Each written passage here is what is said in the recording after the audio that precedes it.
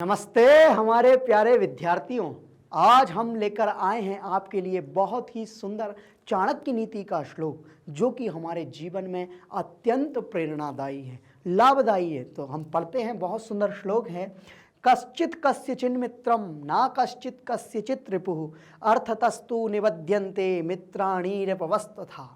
अर्थात ना कोई हमारा मित्र है, ना कोई हमारा शत्रु है, हमारा कार्य ही हमारा मित्र, हमारा कार्य ही हमारा शत्रु है। क्या अर्थ है इसका? इसका अर्थ है कि हम यदि अच्छे कार्य करते हैं, हम यदि अच्छा जीवन जीते हैं, तो निश्चित ही हम जीवन में सफल होते हैं। तो कोई भी हमारा मित्र नहीं है, कोई भी हमारा शत्रु नहीं है, मात्र केवल एक हमारा कार्य ही हमारा मित्र एवं शत्रु है। इसलिए हमेशा हमें अच्छे कार्य करते रहना चाहिए, मेहनत करते रहना चाहिए। तो चलिए प्रारंभ करते हैं हम चैप्टर 2, जिसका नाम है अल्पनाम अपि वस्तुनाम सहति कार्य साधिका। यदि इससे पहले आपने चैप्टर 1 नहीं देखा है तो ऊपर दिए आई बटन पर क्लिक करके आप वह देख सकते हैं। तो चलिए हम प्रारंभ करते हैं हमारा चैप्टर 2, जिसका अनुवाद अर्थात बहुत ही सुंदर तरीके से प्रारंभ करते हैं हम चैप्टर 2 अनुवाद। चलिए प्रारंभ करते हैं। चैप्टर आपकी स्क्रीन पर दिख रहा है। सबसे पहले क्या लिखा हुआ है? सरलार्थाः व्याकरणिकम विवेचनम च, अर्थात सरल अर्थ, व्याकरणिकम अर्थात ग्रामेटिकल पार्ट हम इसमें पढ़ने वाले हैं, और इसका बहुत ही सुंदर विवेचन, बहुत ही सुंदर सरल तरीके से आपको समझाने वाले हैं। तो देखिए क्या है पाठ का परिचय। पाठ का परिचय है, पाठ का नाम क्या है? अल्पनाम अपि वस्तुनाम सहति कार्य साधिका, अर्थात छोटी छोटी वस्तुओं से, छोटी छोटी वस्तुओं को जोड़कर बड़े कार्यों को किया जा सकता है। तो देखिए क्या कहते हैं, प्रस्तुत पाठ में यह बताया गया है कि किस प्रकार अल्प प्राणियों का समूह भी कार्य की सिद्धि कर लेता है। यह पाठ जो है हितोपदेश कहाँ से लिया गया है? मूल रूप से हितोपदेश से लिया गया है। कहाँ से लिया गया है? हितोपदेश, जो कि बहुत ही सुंदर ग्रंथ है। कथा के अनुसार ग्रीष्म काल के अवकाश में कुछ मित्र धार्मिक यात्रा पर निकल पड़ते हैं। वे केदार धाम की ओर बढ़ रहे थे। कहाँ? केदार धाम, उत्तराखंड, केदारनाथ की यात्रा पर जा रहे हैं। अचानक तेज वर्षा से पुल टूट जाता है। उस संकट में उनका नायक एक कथा सुनाता है। एक बार कुछ कबूतर एक शिकारी के जाल में फंस जाते हैं। क्या हो जाते हैं? फंस जाते हैं। अनायास मतलब बिना कारण के। प्राप्त संकट से त्रस्त कबूतरों को उनका सरदार अपने मित्र अर्थात चूहे के पास चलने के लिए कहता है। सभी कबूतर मिलकर जाल को लेकर उड़ जाते हैं और मूषक के पास पहुंच जाते हैं। मूषक किसे कहते हैं? मूषक अर्थात हमारा चूहा। मूषक जाल को काटकर उन्हें मुक्त कर देता है। मूषक क्या कर देता है? उनको, चूहा उनको जाल काटकर मुक्त कर देता है, कबूतरों को मुक्त कर देता है। तो चलिए प्रारंभ करते हैं हमारा चैप्टर। मूल चैप्टर हमारा प्रारंभ होता है, कह रहे हैं कानिचन मित्राणि विद्यालयस्य ग्रीष्मावकाशे पुण्यक्षेत्र दर्शनाय देवभूमिम उत्तराखंडम आगच्छन्। कह रहे हैं कुछ मित्र मिलकर के विद्यालय की ट्रिप में, है ना, कौन सी? ग्रीष्म अवकाश, गर्मियों की छुट्टी में मिलकर कहाँ आए? पुण्य क्षेत्र, जहाँ पुण्य अर्जन किया जाता है, ऐसे पुण्य क्षेत्र देवभूमि उत्तराखंड पर दर्शन करने के लिए गए। तदानीम वर्षारंभ कालः आसीत्, तब वहाँ वर्षा आरंभ, वर्षा यानी कि बरसात का समय प्रारंभ हो गया था। सर्वेपि गौरी कुंड नामकम स्थानम प्राप्तवन्तः, और सभी लोग गौरी कुंड नामक स्थान पर गए। और क्या हुआ? यदा ते श्री केदार क्षेत्रम आरोहंता, वहाँ पे क्या मिला उनको? केदार क्षेत्र, जहाँ पे केदार क्षेत्र विराजमान है। आसन तदा लक्ष्य प्राप्त है पूर्वम वेगेन वृष्टि आरब्धा, और लक्ष्य प्राप्त करने से पहले ही वहाँ पे वृष्टि, बरसात प्रारंभ हो गई। मतलब केदारनाथ की यात्रा पे जा रहे हैं और रास्ते में क्योंकि वर्षा का काल था तो वो चढ़ रहे थे, जैसे ही पहाड़ों पे चढ़ रहे तो क्या हो गया उनको? वहाँ पे उनको बरसात प्रारंभ हो गई। और क्या हुआ? हवाएं चलने लगी। वेगेन मतलब कि बेगेन मतलब कि हवाएं भी बहुत सुंदर तरीके से वहाँ चलने लगी। सहसा, जल्दी, सर्वत्र अंधकारः प्रसिद्ध, बहुत जल्दी वहाँ पे जैसे ही वर्षा होने लगी, हवाएं चलने लगी तो चारों तरफ अंधेरा हो गया, अंधकार फैल गया। नद्या तीव्र जल वेगेन सेतु भग्ना, और नदी के तीव्र प्रवाह से वहाँ पे जो बुना हुआ पुल था वो टूट गया। पर्वत स्खलनम संजातम, और पर्वत भी हिलने लगे, पर्वत की चोटियां भी हिलने लगी। सर्वेपि उच्च स्वरेण आक्रंदन, सभी लोग उच्च स्वर में आक्रंदन मतलब उच्च स्वर में बोलने लगे, मतलब डर गए। ईश्वरम प्रार्थयंत च, और ईश्वर से प्रार्थना करने लगे, हे भगवान, हे भगवान, रक्ष अस्मान रक्ष इति, हमारी रक्षा करो, हमारी रक्षा करो। सर्वेषाम अधैर्यम दृष्ट्वा नायका सुधीरा सर्वान सांत्वयन प्रेरयन च अवदत्, और सभी को प्रेरणा देते हुए, सांत्वना देते हुए उनका जो नायक था सुधीर, वो नायक उनसे बोलता है, क्या बोलता है? धैर्य रखो, धैर्य मत खो, आप हमेशा अपने कार्यों को अच्छे तरीके से अच्छे कार्य करो, ईश्वर से प्रार्थना करो, कुछ नहीं होगा। तो कह रहा है नायका सुधीरा, सुधीर नामक जो उनका नायक है, लीडर था, वो कहने लगा कि भैया डरने की कोई बात नहीं है, कुछ नहीं होगा, हम तीर्थ यात्रा पे आए हैं, हम घूमने के लिए आए हैं, भगवान के पास आए हैं, तो हमारा कोई कुछ नहीं बिगाड़ सकता। तो चलिए आगे कह रहे हैं, शब्दार्थ देख लेते हैं। कानिचन, कानिचन मतलब कुछ, पुण्य, पुण्य मतलब धार्मिक, पुण्य के कार्य, दर्शनाय मतलब दर्शन के लिए, आगच्छन मतलब चल पड़े, तदानीम यानी तब, आरोहंता मतलब चढ़ते हुए, वृष्टि मतलब वर्षा, आरब्धा मतलब आरंभ हो गई, प्रारंभ हो गई, सहसा मतलब अचानक से, जल्दी से, सर्वत्र मतलब सभी जगह। आगे देखते हैं और क्या है, और शब्दार्थ देखते हैं। प्राप्तवंतः, प्राप्तवंत मतलब पहुंच गए, प्रार्थयंतः प्रार्थना करने लगे, अस्मान यानी हमें, अधैर्यम मतलब अधीरता, धैर्य खो रहे थे, सांत्वयन यानी सांत्वना देता हुआ, प्रसृता मतलब फैल गया, सेतु मतलब पुल, भग्ना मतलब टूट गया, संजातम मतलब हो गया, आक्रंदन मतलब चिल्लाने लगे, प्रेरयन मतलब प्रेरित करता हुआ। क्या? उनके जो नायक था उसने उनको प्रेरणा दी कि भैया धैर्य खोने की आवश्यकता नहीं है। देखते हैं सरल अर्थ इसका। कुछ मित्र विद्यालय के ग्रीष्म अवकाश में धार्मिक स्थानों के दर्शन के लिए देवभूमि उत्तराखंड को चल पड़े, मतलब चल दिए। तब वर्षा का आरंभ काल था, सभी गौरीकुंड नामक स्थान पर पहुंच गए। जब वे श्री केदार धाम की ओर चढ़ रहे थे तब लक्ष्य प्राप्ति से पहले वेग के साथ वर्षा आरंभ हो गई। वेग मतलब हवाएं, ठंडी हवाएं चलने लगी। अचानक सभी जगह अंधकार फैल गया, नदी के जल के तेज के बहाव से पुल टूट गया, पर्वत फिसल गया, सभी ऊंचे स्वर से चिल्लाने लगे और ईश्वर से प्रार्थना करने लगे, हे प्रभु हमारी रक्षा करो, रक्षा करो। सभी की अधीरता को देखकर नायक सुधीर ने सभी को सांत्वना देते हुए तथा प्रेरित करते हुए कहा। क्या कहा? आगे देखते हैं। नायक कहा, नायक यानी उनका लीडर कह रहा है, अयि भो मित्राणि, अरे मित्रों, अस्मिन् विपत काले वयम धैर्यम अवलंब्य कमपि उपायम चिंतयामा। इस विकट परिस्थिति में हमको कुछ सोचने की जरूरत है, कुछ उपाय करने की जरूरत है, डरने की जरूरत नहीं है। जब तक उपाय नहीं खोजा जाएगा तब तक हम कुछ नहीं कर सकते। तो कह रहे हैं अरे मित्रों, इस संकट के समय हम धैर्य का सहारा लेकर कोई उपाय सोच लेंगे, तुम डरो मत।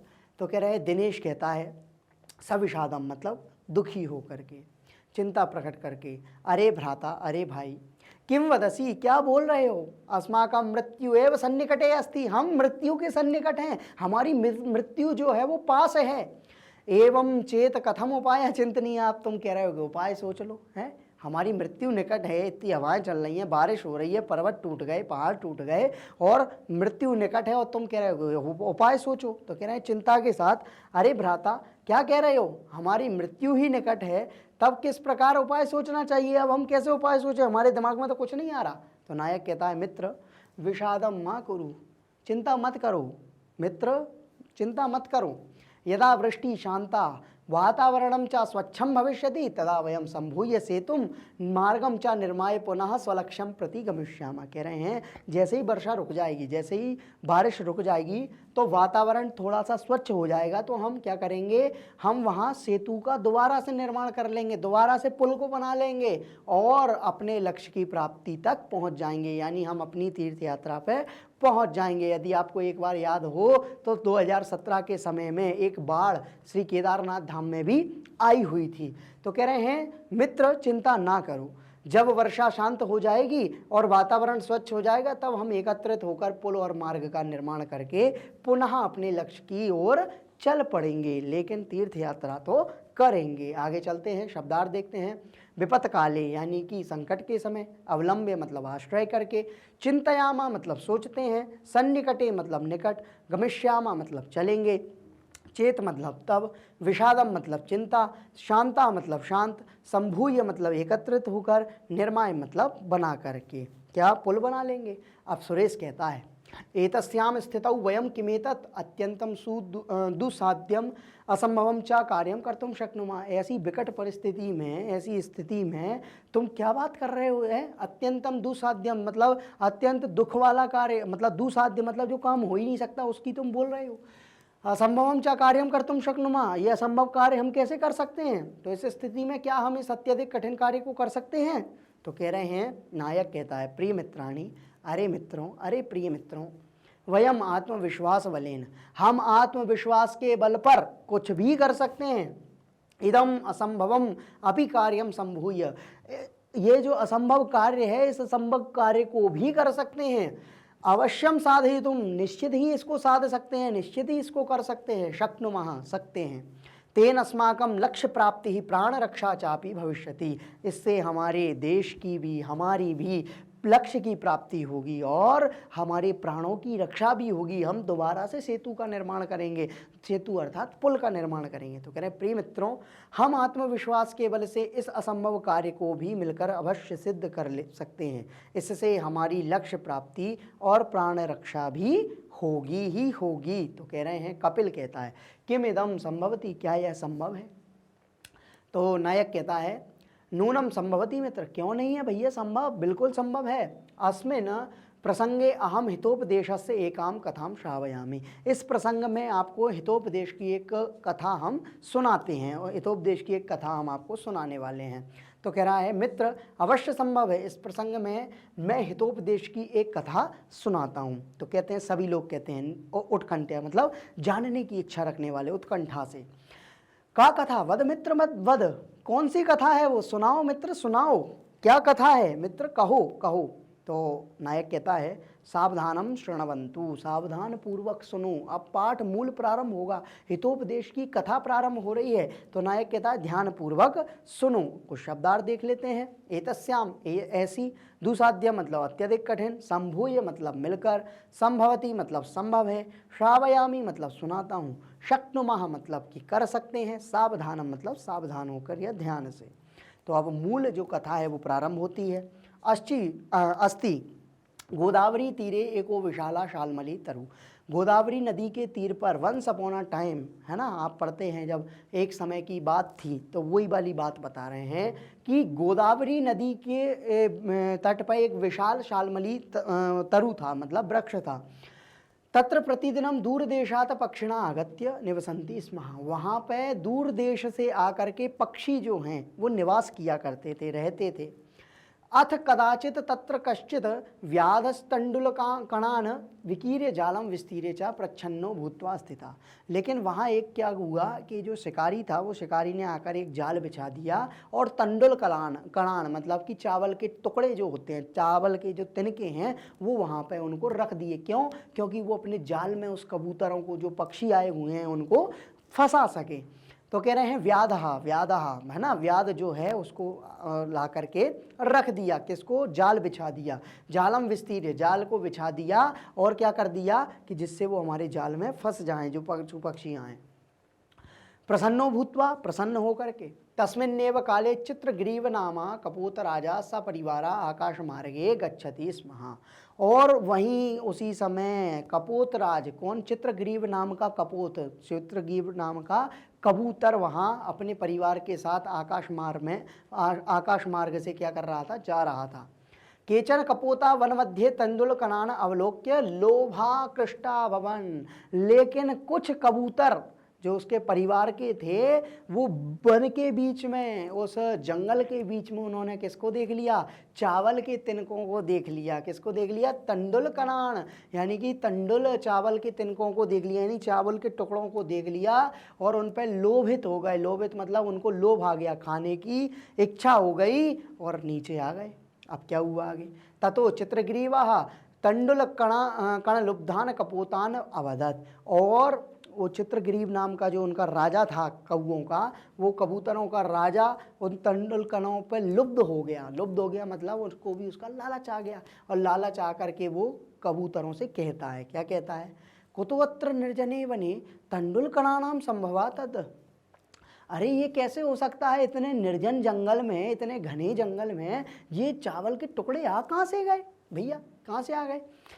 तद निरूप्यताम, बताओ इसके बारे में बताओ। तो कश्चित व्याधो अत्र भवेत, इसका मतलब कोई ना कोई शिकारी या कोई ना कोई व्याध यहाँ पे निश्चित ही है ना, कोई ना कोई पशु पक्षी या जानवर यहाँ पे निश्चित ही है।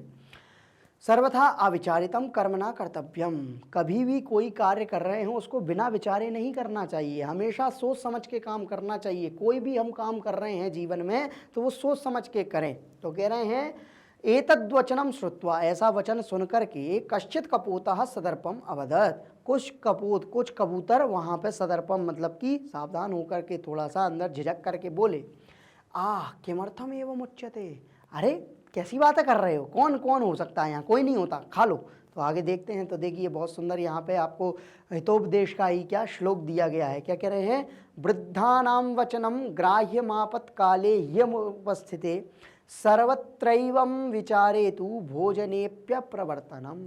कह रहे हैं वृद्धानाम, वृद्धानाम मतलब कि बुढ़ापा है ना, बुढ़ापे का मतलब वृद्ध जनों के वचन, वृद्ध जनों के वचन ग्राह्यम मतलब ग्रहण करने चाहिए विपत्ति के काल में। क्या अर्थात आपको बहुत अच्छी जीवन की सीख दे रहे हैं कि कभी भी हम कोई कार्य कर रहे हैं उसमें हमारे बड़ों की सलाह, हमारे वृद्ध जनों की सलाह निश्चित ही हमको लेनी चाहिए और उसको अपने हृदय में धारण करना चाहिए। हे उपस्थिते सर्वत्रैवं विचारेतु, और सभी प्रकार से विचार कर लेना चाहिए, हमेशा अच्छे प्रकार से विचार कर लेना चाहिए। भोजनेप्य प्रवर्तनम, और अपना जो भोजन है, अपना जो कार्य है उसको कर लेना चाहिए। शब्दार्थ देखते हैं। शालमली मतलब सेमल का वृक्ष, तरु मतलब वृक्ष, प्रच्छन्न मतलब गुप्तः यानी गुप्त, सपरिवार परिवार सहित, निवसंती निवास करते थे, कपोता अवलोक्य यानी कि देखकर, कपोत यानी कबूतर को देखकर, निर्जन जन रहित, वृद्धानाम बूढ़े लोगों का, ग्राह्यम ग्रहण करना चाहिए, और आगत्य मतलब आकर है ना, आगे विकीर्य विखेर कर है ना, फिर उसके बाद में विस्तार्य मतलब फैलाकर, निरूप्यताम देखिए, सर्वथा सदा, अविचारितम यानी बिना विचार के, श्रुत्वा सुनकर, सदर्पम अभिमान के साथ, और अप्रवर्तनम मतलब अप्रवृत्ति, ऐसे कार्य नहीं करना चाहिए। अब देखिए इसका अन्वय देखते हैं। जो श्लोक हमने देखा है, आपत्काले ही उपस्थिति वृद्धानाम वचनम ग्राह्यम, यानी कोई भी विपत्ति का काल है, कोई भी आपातकाल है, इमरजेंसी है, वहाँ हमें हमारे वृद्ध जनों के, बूढ़े लोगों के या हमारे जो पूर्वज हैं उनके वचनों को हमेशा ग्रहण करना चाहिए। सर्वत्र एक विचारेतु, सभी को एक विचार से कार्य करना चाहिए। भोजने अपि अप्रवर्तनम, चाहे भोजन को ही अप्रवर्तन क्यों ना करना पड़े। तो कह रहे हैं गोदावरी नदी के किनारे एक विशाल सेमल का वृक्ष था, वहाँ प्रतिदिन दूर स्थानों से आकर पक्षी निवास करते थे। एक बार वहाँ कोई शिकारी चावलों के दानों को बिखेर कर और जाल फैलाकर छिपकर बैठ गया। उसी समय चित्रग्रीव नामक कबूतरों का राजा परिवार सहित आकाश मार्ग से जा रहा था। कुछ कबूतर वन के मध्य चावलों के दानों को देखकर लालच में पड़ गए। तब चित्रग्रीव चावलों के दानों से ललचाए कबूतरों को कहने लगा, इस जन रहित वन में कहाँ कैसे चावलों के दाने संभव है, यह विचार कर लीजिए, कोई शिकारी होगा है ना, कौन होगा, शिकारी होगा। तो सदा बिना विचारे कार्य नहीं करना चाहिए। यह वचन सुनकर कोई कबूतर घमंड के साथ कहने लगा, क्या कहने लगा, यह किस लिए कहा गया है, संकट काल उपस्थित हो जाने पर ही वृद्ध लोगों का वचन ग्रहण करना चाहिए। सभी स्थानों पर विचार करने पर भोजन भी प्राप्त नहीं होता है। चाहे भोजन छोड़ना पड़े लेकिन अपने वृद्धों के वचनों को जरूर अपन याद करें, क्योंकि कोई हो सकता है संकट का काल आ रहा हो। तो कह रहे तस्य वचनम श्रुत्वा चित्रग्रीवस्य च अवज्ञां कृत्वा सर्वे कपोता भूमौ अवतीर्य तंडुल कणान भोक्तुम प्रवृत्ता, और सभी उसके वचन को सुन करके चित्रग्रीव की अवज्ञा करते हुए, मतलब उनका सरदार था, उसकी अवज्ञा मतलब उसकी बात ना मानते हुए, और सभी जो कबूतर थे वो क्या करे, तंडुल पे झपट लिया है ना, सभी चावलों के दानों को झपट लिया मतलब वहाँ खाने के लिए चले गए। फिर क्या हुआ, अनंतरम ते सर्वे तेन जालेन बद्धा, और जो जाल बिछाया था शिकारी ने उस जाल में वे सभी कबूतर फंस गए। अब क्या हुआ, ततो यस्य वचनात् कपोतास्तत्र बद्धास्तम सर्वे तिरस्कुर्वन्ति स्म, और क्या हुआ फिर, अब उसने तो समझाया था बेचारे ने, अब नहीं समझे तो किसकी गलती, उसकी गलती। तो कह रहे ततो यस्य वचनात् कपोतस्तत्र, तो इसीलिए तो वो उसके जो वचन थे वो बार बार समझा रहा था, लेकिन इनकी बुद्धि में नहीं बैठ रही थी। अब बुद्धि में नहीं बैठी तो वो सभी उसमें जाके जाल में बंध गए। तो क्या हुआ, सर्वे तिरस्कुर्वन्ति स्म, और आपस में तिरस्कार करने लगे। तो क्या हुआ, इदम दृष्ट्वा चित्रग्रीवः अवदत्, और यह सब देख करके चित्रग्रीव कहता है, अयम अस्य दोषो न, ये तुम्हारा दोष नहीं है, ये इसका दोष नहीं है। अनागत विपत्तिम को वा ज्ञातुम समर्था, जो अनागत, अनागत मतलब बिना जाने हुए, अनागत मतलब कि बिना आने वाला काल है ना, क्योंकि विपत्ति का कोई काल नहीं होता, दुख का कोई काल नहीं होता, वो कभी भी आ सकता है ना। विनाश काले विपरीत बुद्धि, बात वही वाली कह रहे हैं कि विपत्ति का कोई काल नहीं होता, वो कभी भी आ जाती है। तो ये वही वाली बात कह रहे हैं, अनागत विपत्ति, बिना बताए, विपत्ति कभी भी बताकर नहीं आती, बिना बताए आती है। कि कब कौन सी मुसीबत आपके सर पर आ जाए ये कोई नहीं जानता। कोवा गया तुम समर्था, कोई इसको नहीं जान सकता। अतो अस्मिन् विपत काले अस्माभिः अस्य तिरस्कारम आकृत्वा, इसीलिए तुमने मेरी बातों का तिरस्कार करके इन चावलों को खाने की जिद ठान ली।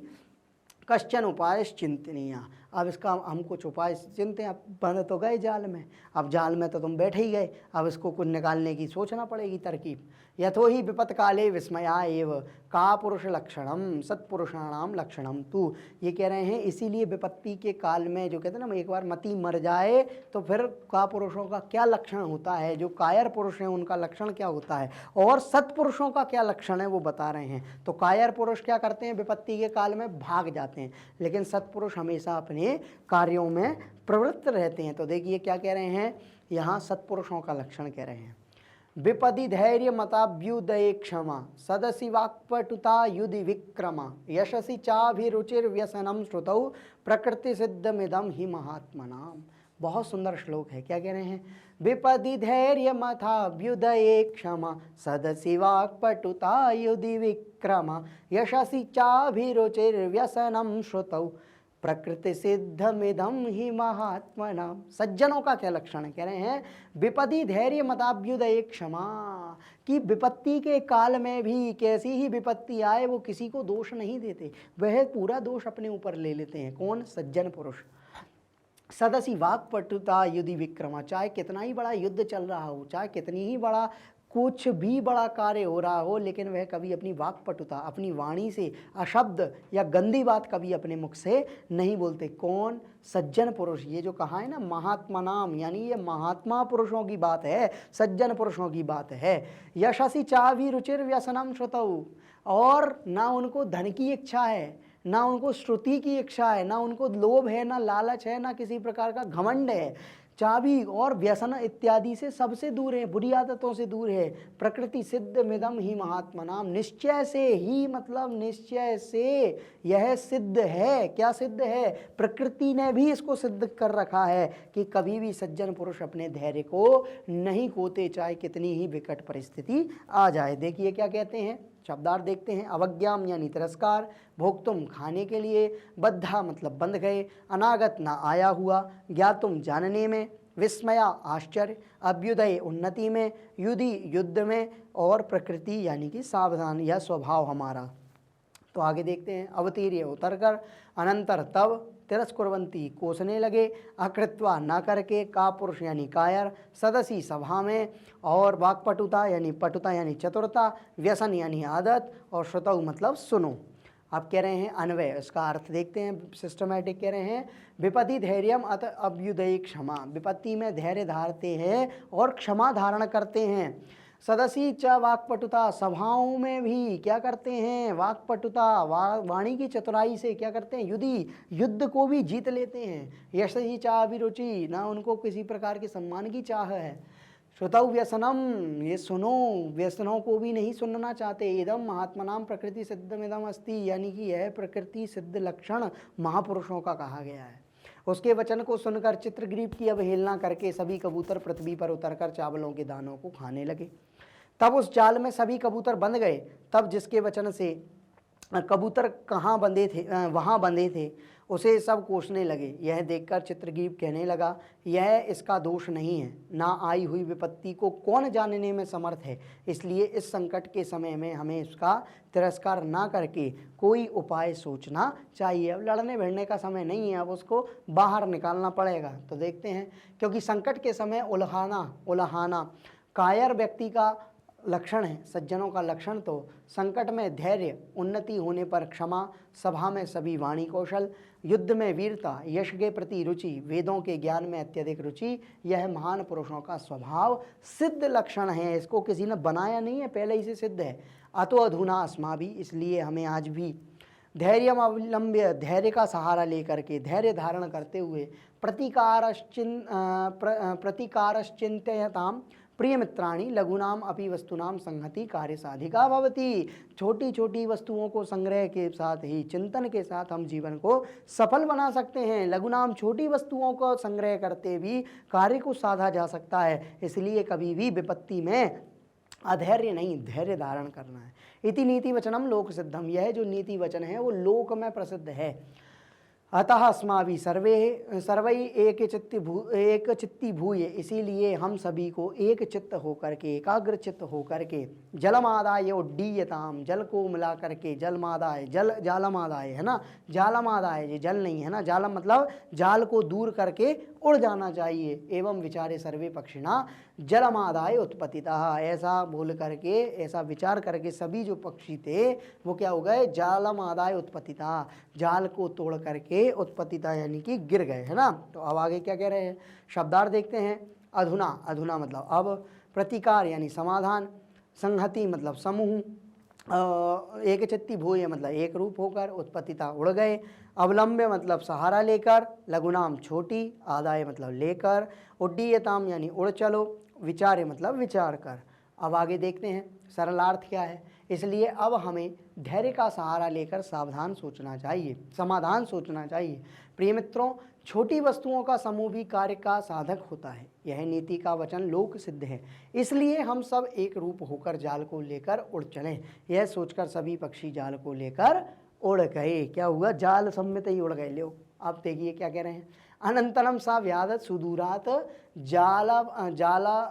जालापहारकान तान अवलोक्य पश्चात अधावत परम तस्य दृष्टिपथात दूरम गतेषु पक्षीषु सा व्याधो निर्वृत्ताः अथ व्याधम निर्वृत्तम दृष्ट्वा कपोता उक्तवन्तः। यानी अब वहाँ पर वो जो व्याध था वो वहाँ पे आ गया और आ करके उसने देखा कि जाल तो वो पक्षी उड़ा करके ले गए। और क्या हुआ, दृष्टिपथा दूरम, और वह भागने लगे। क्या हुआ, व्याधम निर्वृत्ता दृष्ट्वा कपोता उक्तवन्तः, व्याध को निवृत्त होता हुआ जो कपोत है, जो कौए हैं, वो कबूतर जो हैं वो देखने लगे।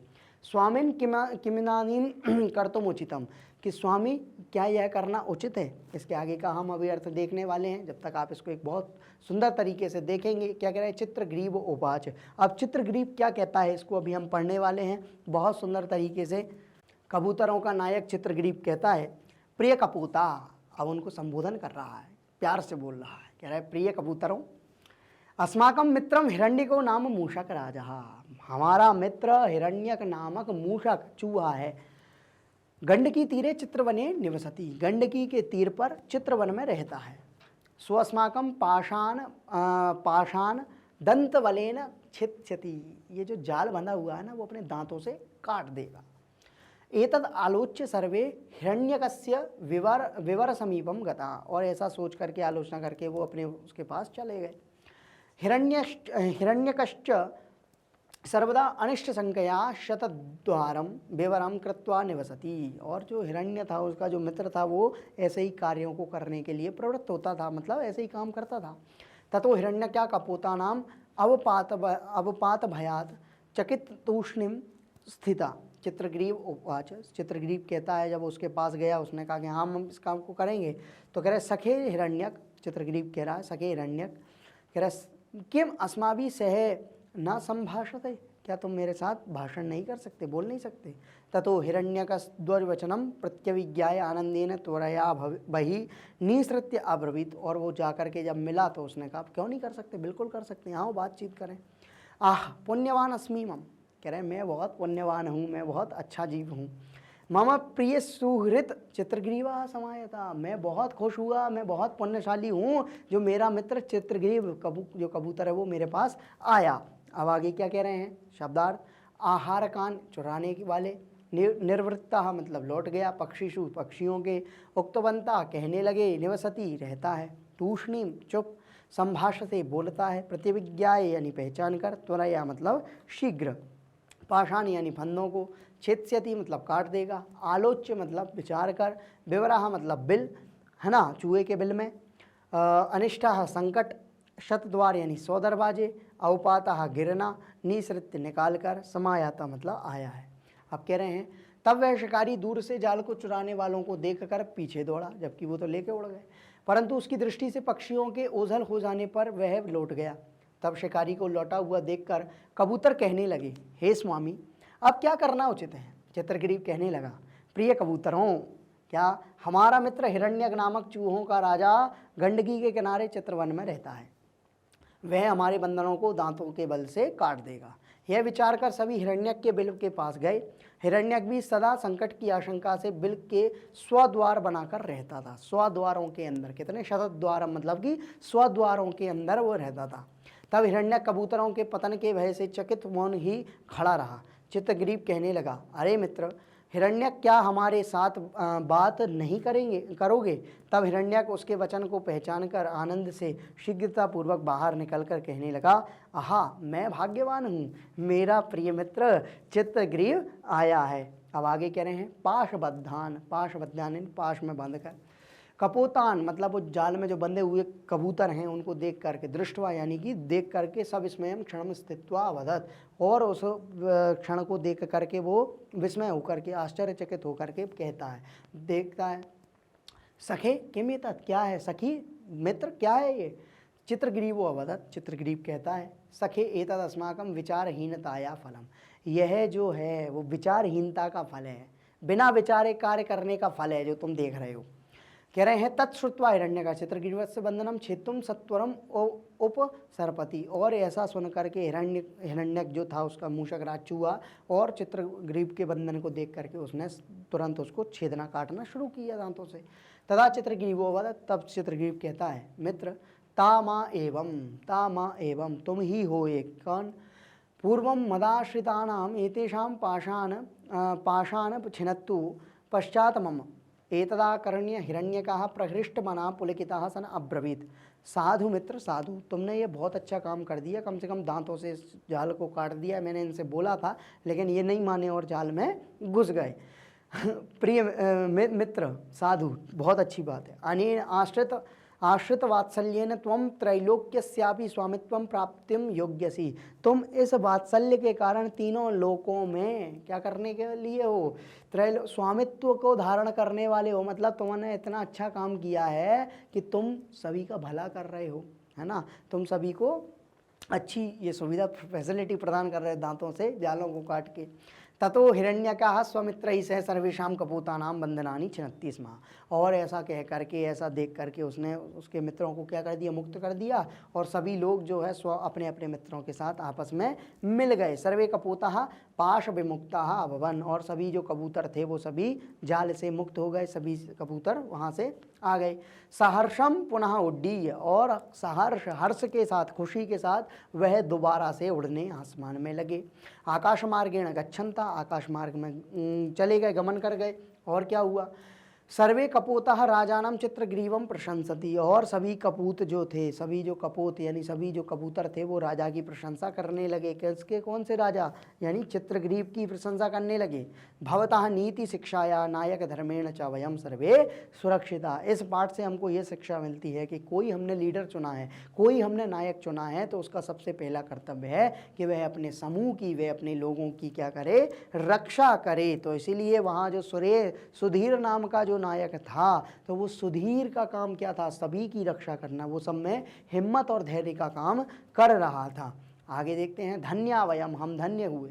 कथाम श्रावयित्वा नायका सर्वान् संबोधयति, कथा को सुना करके नायक कहता है, मित्राणि आपदग्रस्ता कपोता बुद्धिबलेन संगठन सामर्थ्येन च आत्मसंरक्षणम कृतवन्तः, कह रहे हैं मित्रों विपत्ति के काल में भी वह कबूतर बुद्धि के बल से संगठन के साथ, समूह के साथ क्या हो गए, आत्मरक्षण कर सकते हैं। तो हम तो इंसान हैं, वह तो कौन है, वह तो एनिमल्स हैं। तरही किमर्थम वयम संगठिता, तो क्यों हम संगठित हुए हैं, क्यों हम मिले हैं। भूत्वा आत्मसंरक्षण कर्तुम न शक्नुमः। तो हम तो इंसान हैं, हम क्या अपने आत्म का रक्षण नहीं कर सकते, हम आत्म संरक्षण नहीं कर सकते। नायकस्य प्रेरक वचनै उत्साहिता सर्वेपि भयं शोकम संदेहम च विहाय सेतु निर्माण कार्य संलग्ना जाता। और नायक के इन वचनों को सुन करके, नायक के इस उत्साह को देख करके सभी लोग सेतु पुल के निर्माण में लग गए। भागीरथ प्रयत्न, कौन?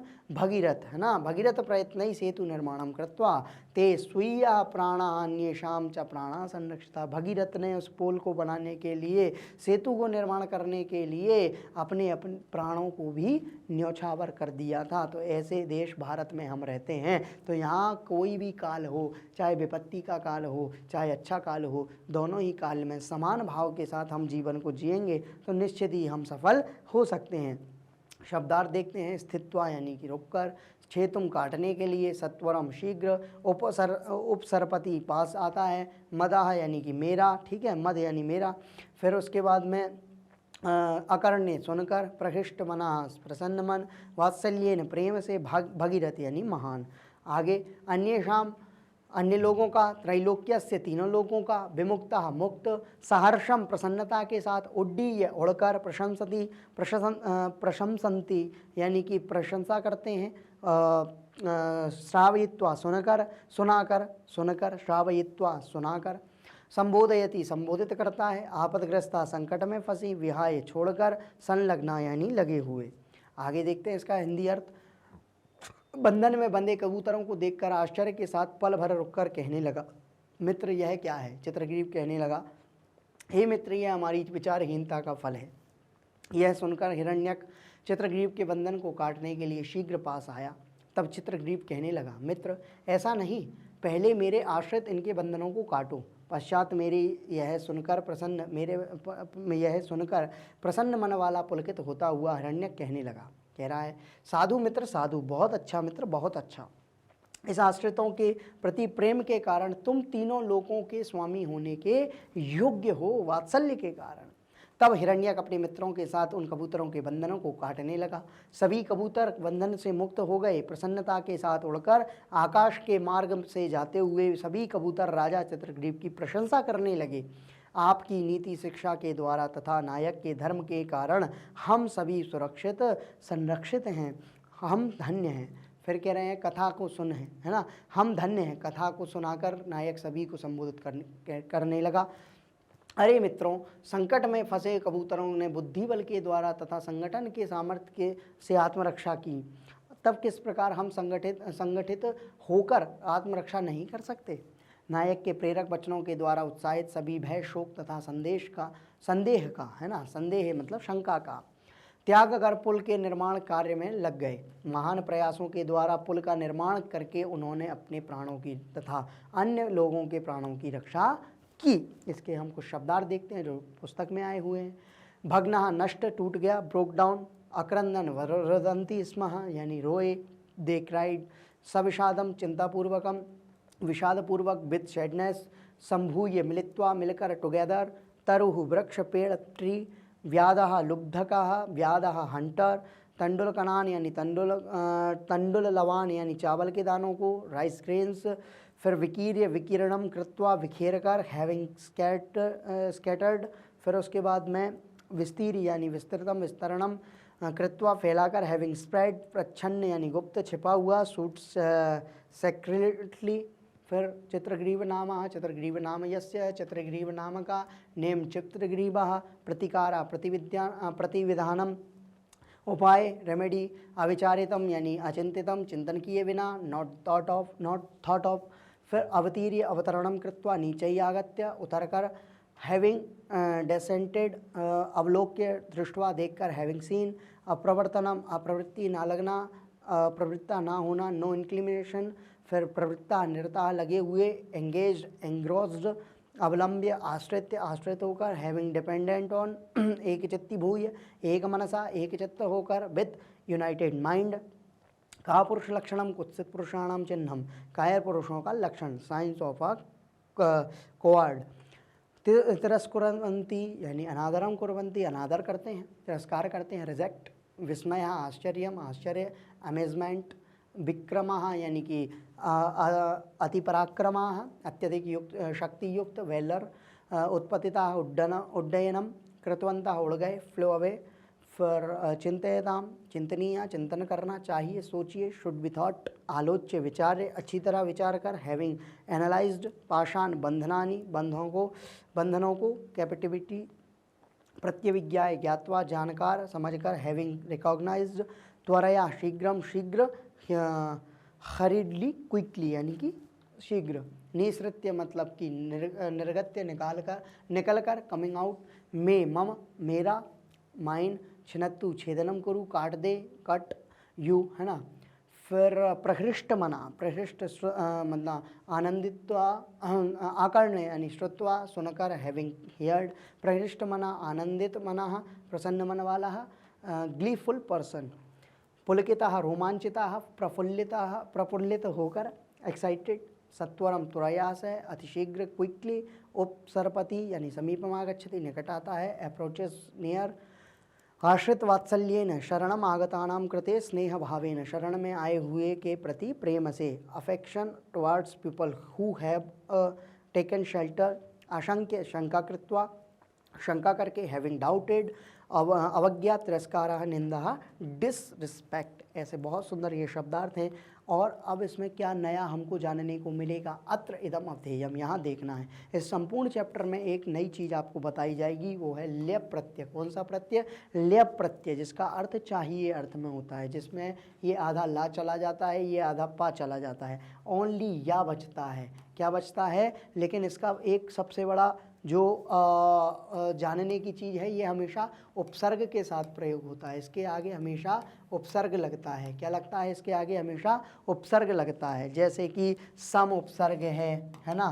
फिर हमारा प्रा, परा, अप, निर, दुष, ऐसे 22 प्रकार के जो उपसर्ग हैं उनके साथ ही धातु में लग के यह प्रत्यय प्रयोग होता है। क्या होता है? धातु में लगकर ही यह प्रत्यय प्रयोग होता है। जैसे मैंने लिया सम उपसर्ग है, सम उपसर्ग में मैंने गम धातु ली। कौन सी ली? गम धातु। और मैंने इसमें ल्यप प्रत्यय किया तो ये क्या बन जाएगा? क्या बन जाएगा? क्या बन जाएगा? समगत्य, है ना। फिर उसके बाद में आप ऐसे ही बहुत देख सकते हैं, जैसे कि सम उपसर्ग है, फिर इसमें मैंने भू धातु ली और ल्यप प्रत्यय कर दिया तो बन जाएगा संभूय। क्या बन जाएगा? संभूय। क्यों बन जाएगा संभूय? क्योंकि ये तो एज इट इज़ रहेगा, बस इसमें से ये दोनों चले जाएगा, ये आ जाएगा, तो ये बन जाएगा संभूय। तो क्या बन जाएगा? संभूय। क्या बन जाएगा? संभूय। ऐसे ही आपको यहाँ बता रहे हैं। देखिए क्या कह रहे हैं, यत्र एकस्याः क्रियायाः समाप्ति अनंतरम उत्तर क्रिया भवति। जब एक क्रिया समाप्त हो जाती है उसके बाद जो उत्तर पीछे की क्रिया होती है, तत्र पूर्वकालिके क्रिया व्यवहारे धातु कत्वा प्रत्यय भवति। वहाँ पे पूर्व क्रिया काल में धातु के साथ कत्वा प्रत्यय होता है।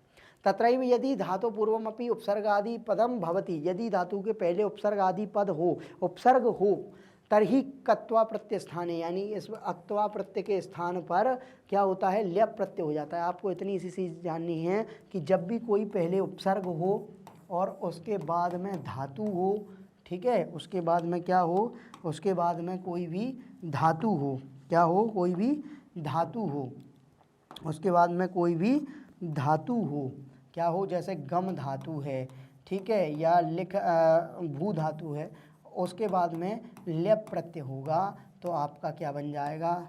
समगत्य, है ना। फिर उसके बाद में संभूय, ऐसे रूप इनके बन जाते हैं। तो ये इसका स्पष्ट कहना ये है, आप चाहें तो देख सकते हैं कि कत्वा प्रत्यय की जगह ल्यप प्रत्यय हो जाएगा। इसका अर्थ तो ल्यप प्रत्यय या मात्रम, यानी कि ल्यप प्रत्यय में ओनली या बचता है, ये ला चला जाता है, ये पा चला जाता है, अवशिष्यते बचता है। कत्वा ल्यप प्रत्ययान्त्यानि पदानि अव्यानि भवन्ति। और जो कत्वा या ल्यप प्रत्यय पूर्वक जो पद बनते हैं वो हमेशा क्या होते हैं? अव्यय होते हैं, जिनका कभी व्यय नहीं होता, ना जिनमें कोई विभक्ति लगती, ना कोई वचन लगता, ना कोई कारक लगता, ना कोई लिंग होता है जिनका।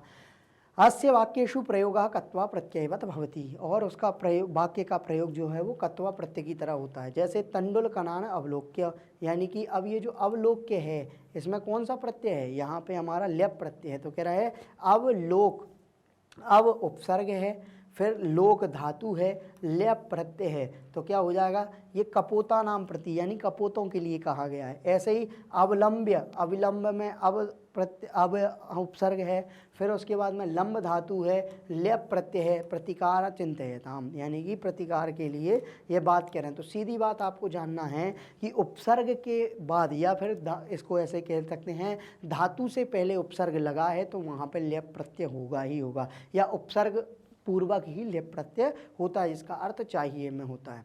अब यहाँ विसर्ग संधि बता रहे हैं, एक विसर्ग संधि कह रहे हैं, यत्र विसर्गात् परम चकारा अथवा छकारा भवति तत्र विसर्गस्य स्थाने शकारा भवति। कह रहे हैं विसर्ग संधि भी कई प्रकार की है, लेकिन एक प्रकार आपको बता रहे हैं, कह रहे हैं यदि विसर्ग के पहले, विसर्ग मतलब ये जो दो बिंदी हैं इसके पहले क्या हो, या तो चकार हो, या तो चा हो, या छा हो, तो क्या होगा, उसकी जगह शा हो जाएगा। क्या हो जाएगा, शा हो जाएगा। क्या हो जाएगा, शा हो जाएगा। जैसे उदाहरण देखते हैं, जैसे उदाहरण दिया कहा प्लचित। अब देखिए ये जो विसर्ग है, यहाँ जो विसर्ग है इसके पहले क्या दिया है, का दिया है ना, तो कह रहे हैं छकारा भवती तत् शकारा भवती, है ना, तो कहा प्लस चित क्या बन गया, कश्चित। क्या बन गया, कश्चित। प्रतिकार चिंतयताम यानी प्रतिकारश चिंतयताम, है ना। तो विसर्ग के पहले क्या होना चाहिए, आपका चकार हो या फिर आपका छकार हो। तो ये विसर्ग है, इसके पहले क्या है हमारा, आगे जो है चा है, तो ये बन गया कश्चित। देवदत्त छलेन, तो क्या बन जाएगा, देवदत्त छलेन। तो सीधी सी बात है, विसर्ग के बाद यदि आपका चा हो या छा हो तो वहाँ पे शा आपका हो जाता है। ये आपकी विसर्ग संधि का नियम यहाँ स्पष्ट कर दिया गया है। चलिए आगे चलते हैं। नेक्स्ट, यत्र विसर्गात् परम तकारा अथवा थकारा भवति तत्र विसर्गस्य स्थाने शकारा भवति। कह रहे हैं जहाँ पर विसर्ग के पहले तकार हो, ता हो या था हो, तो वहाँ पे शा हो जाता है। क्या हो जाता है, शा हो जाता है। जैसे चकिता तूष्णिम, तो क्या हो गया, चकितश तूष्णिम। नीति ही तावत, नीतिस तावत। यदि विसर्गात् पूर्वम अकारः परम च वर्गस्य तृतीय वर्ण, ये कह रहा है यदि विसर्ग के पहले अकार हो या उसके बाद में चा वर्ग का तीसरा वर्ण हो, चा छा ज, है ना, चौथा वर्ण हो, पांचवा हो, तथा ह य र ल ये वर्ण हो, तो क्या होता है, कोपी वर्णा भवति। तो क्या हो जाएगा, कोपी कोई भी वर्ण हो, तरही अकारस्य विसर्गस्य चा स्थाने ओकारो भवति। वहाँ पे आकार के स्थान पे, आ के स्थान पे क्या हो जाएगा, ओकार हो जाएगा। क्या हो जाएगा, ओकार। जैसे हिरण्य का नाम यानी हिरण्य को नाम, क्योंकि यहाँ पे क्या है, विसर्ग है, ठीक है। और ह्य व रट, है ना, तो ना दिया है ता था धा ना, तो क्योंकि तावर्ग है ना, तावर्ग है, तो तावर्ग का ये कौन सा, ता था द न, पांचवा वर्ग हो गया, ये पांचवा अक्षर हो गया, तो इसकी जगह क्या हो गया, हिरण्य को नाम। क्या हो गया, हिरण्य को नाम। तत हिरण्य का, ततो हिरण्य का। व्याधः निवृत्तः यानी कि व्याधो निवृत्तः। जब हम संधि को अच्छे से पढ़ेंगे तब वहाँ आपको ये चीज़ देखने को मिलेगी।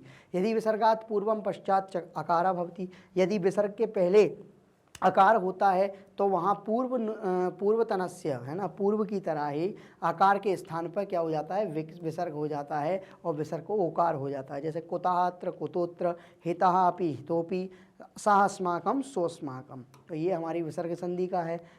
अब ल्यप प्रत्यय के उदाहरण में और आपको स्पष्ट कर रहे हैं कि जैसे लट लकार की क्रिया है, लट लकार, और प्रकृति प्रत्यय। अब प्रकृति प्रत्यय मतलब कौन सी धातु है, कौन सा प्रत्यय है, तो ल्यप में कौन सा रूप बनेगा, है ना, और उसका क्या अर्थ होता है, और फिर उसके बाद में कैसे वाक्य बनेगा, ये आपको करके बता रहे हैं। जैसे आगच्छति यानी आगम ल्यप, आगच्छति अगर इसको प्रत्यय करेंगे तो आ क्या है हमारा, आ हमारा उपसर्ग होगा, गम धातु होगा, ल्यप प्रत्यय होगा, तो क्या बन गया, आगत्य या आगम्य। क्या बन गया, आगत्य या आगम्य। आगमनम कृत्वा यानी आना, है ना। और छात्रा विद्यालयम आगत्य संस्कृतम पठति, छात्र विद्यालय से आकर के संस्कृत पढ़ते हैं। आनयति, आपको ये देखना है, ये सभी क्या हैं, उपसर्ग हैं, ये हमारे धातु हैं और ये हमारा प्रत्यय है। तो कह रहे हैं आनी ल्यप, क्या हो गया, आनीय यानी लाना। तो आनयनम कृत्वा सा ग्रंथालयात ग्रंथम आनीय पठति, वह ग्रंथालय लाइब्रेरी से ग्रंथ ला करके पढ़ता है। उत्तिष्ठति यानी उत स्था धातु है, उत उपसर्ग है, स्था धातु है, ल्यप प्रत्यय उत्थाय यानी उत्थानम कृत्वा यानी उठ करके। सुरेशा प्रातः उत्थाय माता पिता नमति, सुरेश सबसे पहले उठ करके माता पिता को नमस्कार करता है। प्रणमति प्रणम ल्यप यानी कि प्रणम्य या प्रणत्य, प्रणामम कृत्वा शिष्या गुरुम प्रणम्य ग्रंथम पढ़ती, शिष्य गुरुओं को प्रणाम करके ग्रंथ पढ़ते हैं। उपकरोति उपक्री ल्यप उपकृत्य उपकारम कृत्वा यानी कि क्या होगा, उपकार करना। तो सज्जना दुखित जनानाम उपकृत्य मोदते यानी कि सज्जन जो हैं वो दुखी जनों की उपकार की मोदना करते हैं। निर्देशति यानी कि निर्देश यानी निर्देश करना। निर्देश्य निर्देशम कृत्वा अध्यापका चित्रम निर्देश्य पाठयति, और अध्यापक जो है वो चित्रों को दिखा करके छात्रों को पढ़ाता है। फिर निश्चिनोति निश्चिल्यप निश्चित यानी निश्चय करना। तो छात्रा ध्येयम निश्चित अध्ययनम करोति, छात्र ध्येय को स्थापित करके अध्ययन करते हैं। आगे विस्मरति विस्मृति ल्यप, ठीक है। तो आपको ये जानना है ये हमारी क्या है, धातु है, ये हमारी धातु है, ये हमारा उपसर्ग है और ये हमारा प्रत्यय है। तो कह रहे हैं विस्मृत्य विस्मरणम कृत्वा यानी भूल जाना। अहम पुस्तकम विस्मृत्य आगतवान, मैं पुस्तक को भूल कर आ गया। परिष्करोति परिक्री ल्यप परिष्कृत्य परिष्कार करना, है ना। तो कह रहे हैं परिष्कारम कृत्वा, तो छात्रा व्याकरणेन भाषाम परिष्कृत्य वदति, छात्र जो है व्याकरण का परिष्कार करके बोलते हैं। वो आरभते यानी कि आरंभ करना। आरभ ल्यप प्रत्यय आरभ्य आरंभम कृत्वा, श्व आरभ्य अहम योगासनानि करिष्यामि, मैं कल से योगासन प्रारंभ करूँगा, आरंभ करूँगा।